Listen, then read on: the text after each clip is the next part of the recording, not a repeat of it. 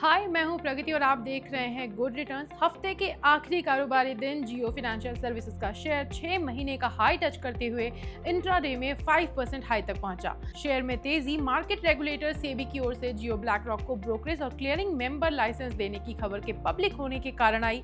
Market movement की बात करें तो जियो फाइनेंशियल का शेयर शुक्रवार को 313.85 पर बीएसई पर ओपन हुआ। उसके कुछ देर के बाद ही ये शेयर लगभग 5% का इंट्राडे हाई बनाते हुए 327.75 के हाई तक पहुंच गया, जो कि बीते 6 महीनों का सबसे ऊंचा स्तर है।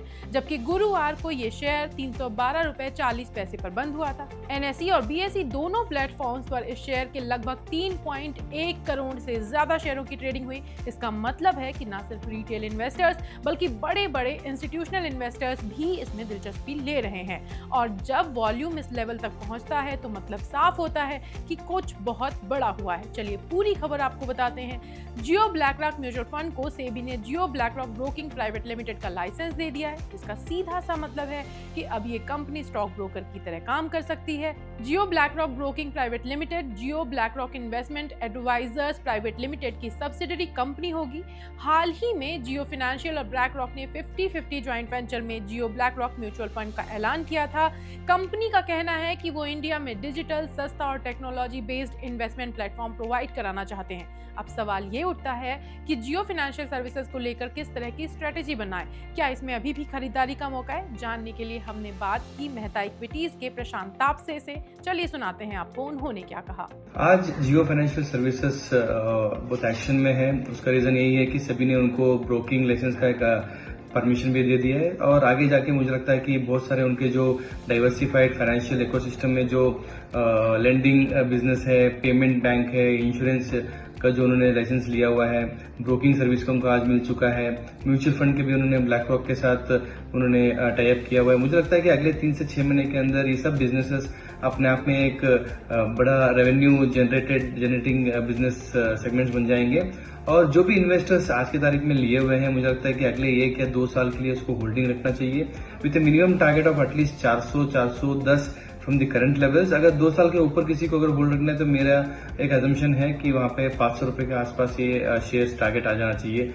ओवरऑल स्ट्रॉन्ग पेरेंटेज है। अब हमको पता है रिलायंस इंडस्ट्री ने जब भी कोई भी ऐसी इंडस्ट्री में एंट्री करता है तो वहां पे एक अच्छा स्ट्रॉन्ग मेजर मार्केट शेयर लेने की कोशिश करता है। तो जिस तरीके से लेंडिंग बिजनेस में, जिस तरीके से पेमेंट गेटवे में और जिस तरीके से इंश्योरेंस और ब्रोकिंग सेगमेंट में वो ऑलरेडी उन्होंने स्टेप ले लिया है और एईएम और वेल्थ मैनेजमेंट में भी उन्होंने ऑलरेडी लाइसेंसेस ले चुके हैं। तो अगले 2 साल के लिए मेरे लिए जियो फाइनेंशियल सर्विसेज एक अच्छा लॉन्ग टर्म बेट है। शॉर्ट टर्म में थोड़ा सा रिस्क वॉलेटिलिटी रहेगा बिकॉज उसके अभी भी उसके अर्निंग्स उतने क्लियर नहीं है because 70% of the stake is still holded by mister Mukesh Ambani Reliance industries.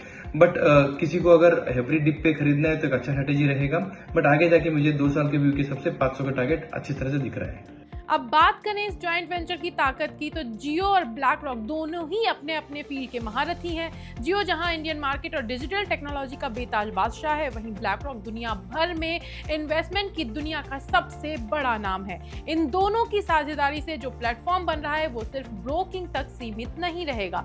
इससे पहले सेबी ने इस जॉइंट वेंचर को इन्वेस्टमेंट एडवाइजरी और म्यूचुअल फंड मैनेजमेंट की मंजूरी भी दी है। यानी आने वाले टाइम में ये एक full service digital financial ecosystem बनने जा रहा है। पिछले कुछ हफ्तों की बात करें तो जियो फाइनेंशियल का स्टॉक जो मार्च में गिरकर 198 रुपए के लेवल पर पहुंच गया था, रिकवरी करके अब फिलहाल 327 रुपए तक पहुंच चुका है, यानी लगभग 65% की बढ़ोतरी। सिर्फ पिछले 6 ट्रेडिंग सेशंस में इसने 15% की रैली दिखाई है। इस तरह की ग्रोथ तब देखने को मिलती है जब कंपनी के फंडामेंटल्स में कुछ बड़ा बदलाव हो या फिर कोई पॉजिटिव रेगुलेटरी अपडेट मिले, और यहाँ दोनों चीजें एक साथ हुई हैं। जियो फाइनेंशियल की ग्रोथ का एक और कारण है इसका डिजिटल फोकस और टेक्नोलॉजी की मदद से फाइनेंशियल सर्विसेज को बड़े स्केल पर आम लोगों तक पहुंचाना। अब अगर हम फाइनेंसेस की बात करें तो कंपनी का Q4 का जो नेट प्रॉफिट था वो 316 करोड़ रुपए रहा था, जो साल दर साल 2% की ग्रोथ दिखाता है। वहीं टोटल इनकम की बात करें तो ये 493 करोड़ रुपए की रही, जो 18% की सालाना बढ़त दिखाती है। सबसे दिलचस्प बात यह है कि कंपनी का AUM यानी एसेट अंडर मैनेजमेंट अब 10,000 करोड़ रुपए को पार कर चुका है, जबकि पिछले साल ये महज 173 करोड़ रुपए था। इससे पता चलता है कि लोगों का भरोसा इस प्लेटफॉर्म पर तेजी से बढ़ा है। इस वक्त की बात करें तो ये शेयर लगभग 4% की तेजी के साथ 324 रुपए 80 पैसे पर ट्रेड कर रहा है। यहाँ हम एक बात साफ कर देना चाहते हैं कि ये वीडियो सिर्फ आपको जानकारी देने के उद्देश्य से बनाया गया है। गुड रिटर्न्स आपको इन्वेस्टमेंट करने की सलाह नहीं देता है। बाकी आपको वीडियो कैसा लगा कमेंट करके जरूर बताएं। साथ ही वीडियो को अपने उन दोस्तों के साथ शेयर करें जो स्टॉक मार्केट में दिलचस्पी रखते हैं, और बाकी ऐसी तमाम खबरों के लिए सब्सक्राइब करें गुड रिटर्न्स।